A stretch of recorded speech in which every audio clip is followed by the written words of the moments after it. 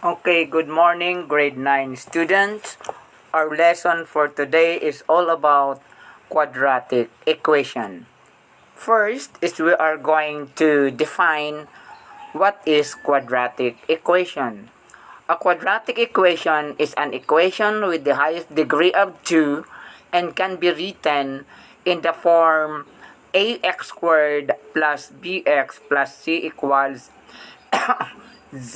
0, wherein a must not be equal to 0. So when we say highest degree of 2, it means that the highest exponent of the variable is 2. If the highest degree, or if the highest exponent of the variable is less than 2 or greater than 2, then the equation is not quadratic. Okay, for example, if we are going to determine if the following equations are quadratic or not. For example, number 1, we have 3x plus 5 equals 15. As you can see, the exponent of x is unknown, meaning it is not written, meaning the exponent of x is 1. So, please be reminded that any variable which do not contain any exponent, its exponent is equal to 1. So in this case, since the exponent of x is 1, so this is not a quadratic equation. Number 2, we have 2x squared plus 7x equals 36. As you can see, the highest exponent of the variable x is 2. So this is quadratic. Number 3, we have the quantity open x plus 3 close raised to 2 equals 0. So in this case, in order for us to determine if this is quadratic or not, we are going to expand the terms inside the quantity. So it means that you are going to expand.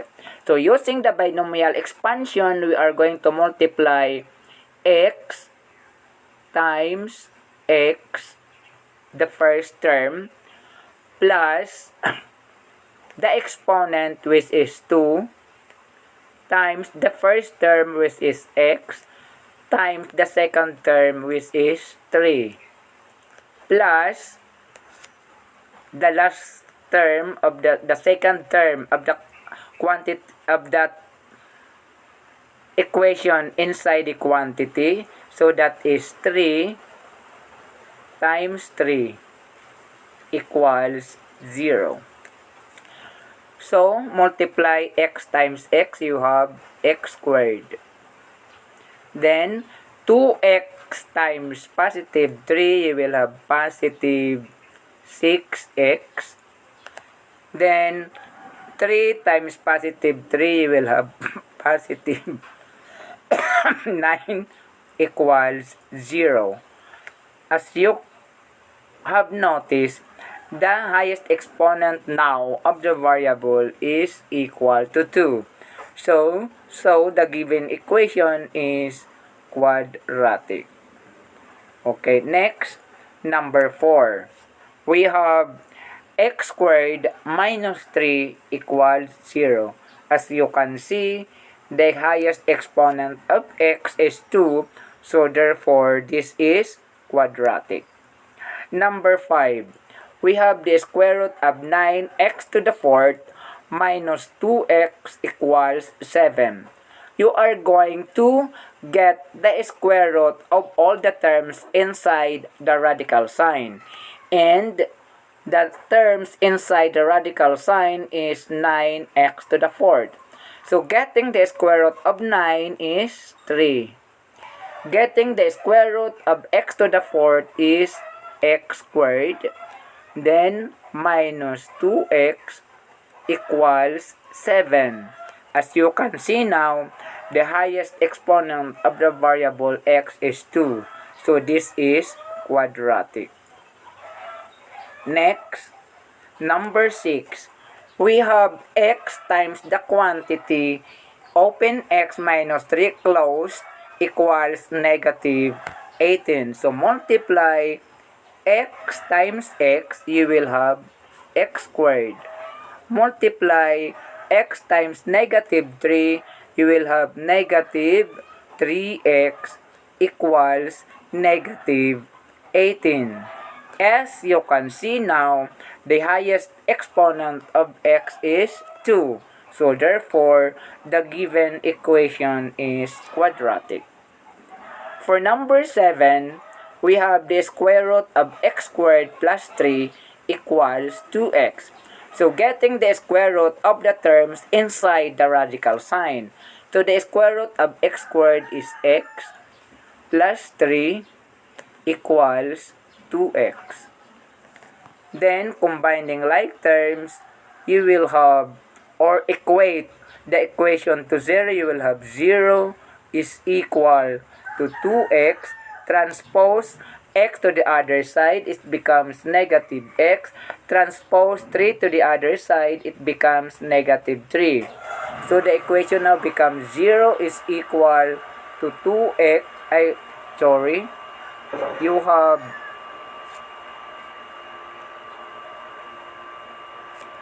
2x plus negative x, you will have x copy negative 3. Or you can write this as x minus 3 equals 0. As you can see now, the exponent of x is equal to 1. So this is not a quadratic. Okay? Number 8. For number 8, we have 1 over 2x plus 2x over 3 equals 1. So rewriting the given equation, we have 1 over 2x plus 2x over 3 equals 1. We are going to get first the LCD. So the LCD is equal to 2x times 3. So our LCD now is 6x.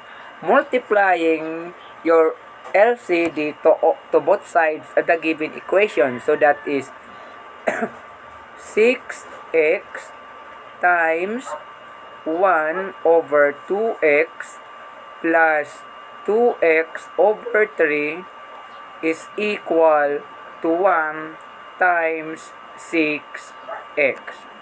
So 6x divided by 2x, you will have 3 times 1 plus 6x divided by 3, you will have 2x times 2x. Then multiply is equal to 1 times 6x is 6x. Then multiply 3 times 1 is 3 plus 2x times 2x is 4x squared equals 6x. As you can see, the highest exponent now is 2. So this is now a quadratic equation. Next, number 9, we have the quantity open 2x minus 1 closed raised to 2 is equal to 2x squared times the quantity open x minus 1 closed.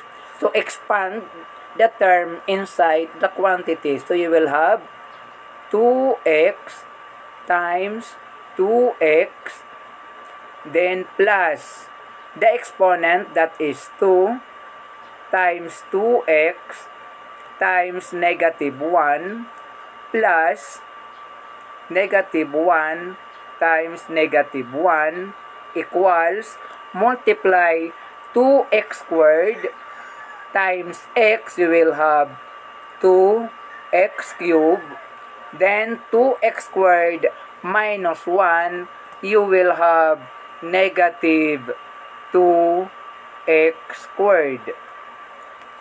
Then multiply 2x times 2x, you will have 4x squared. Then 2 times 2x is 4x times negative 1, you will have negative 4x.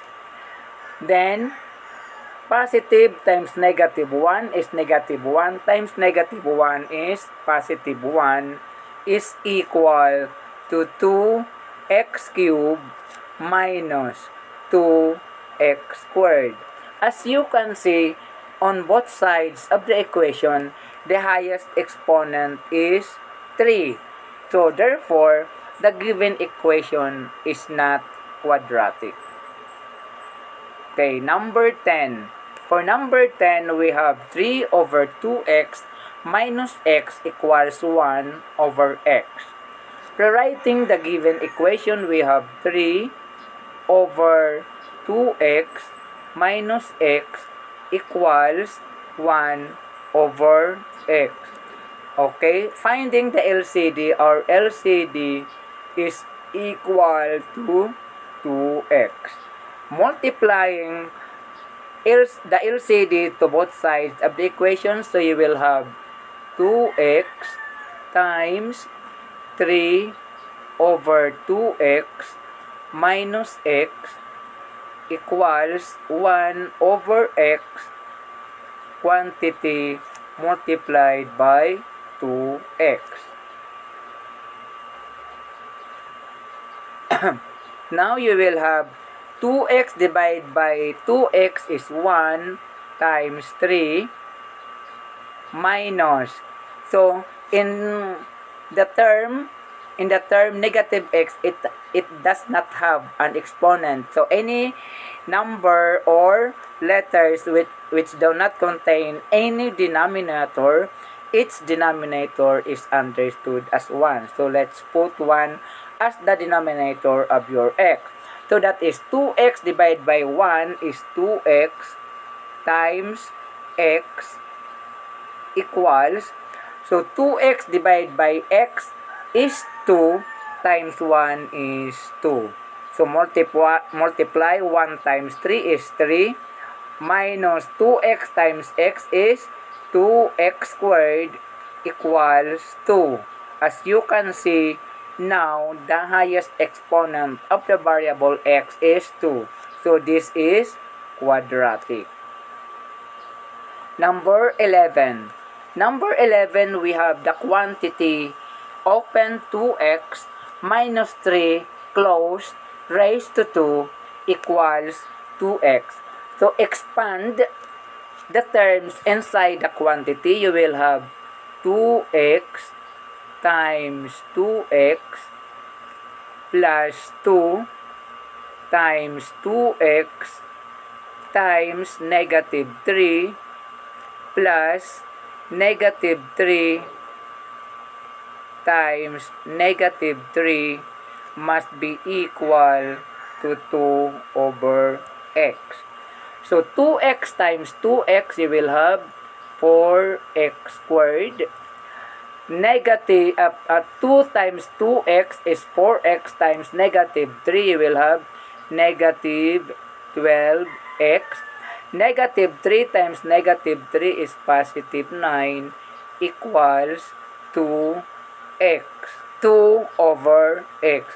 Cross multiply, you will have 2 times 4x squared, you will have 4x cubed. Multiply x times negative 12x, you will have negative 12x squared. And 9 times x, you will have positive 9x equals 2. So this is multiplied by x multiplied by x. And now, as you can see, you have the highest exponent of 3. So the given equation is not quadratic. Okay. In a 1/2 crosswise, determine if the following equations are quadratic or not.